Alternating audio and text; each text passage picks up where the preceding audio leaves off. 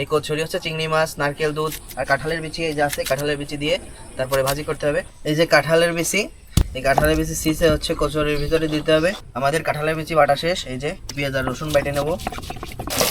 কচুরিগুলো ধুয়ে নিতে হবে। পানি গরম হয়ে গেছে, এবার কচুরিগুলো দিয়ে দেবো সিদ্ধ করার জন্য।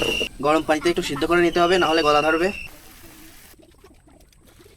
তেল গরম হয়ে গেছে, এবার পেঁয়াজ রসুন মরিচ দিয়ে দেবো।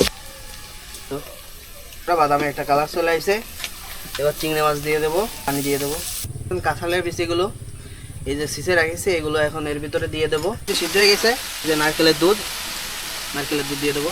আর এই কচুরিগুলো দিয়ে দেবো, পানি টেনে। তেজপাতা দিয়ে দিই, তেজপাতা দিয়ে রেখে দিলাম। বন্ধুরা কচুরি ভাজি হয়ে গেছে, নামায় ফেলাবো।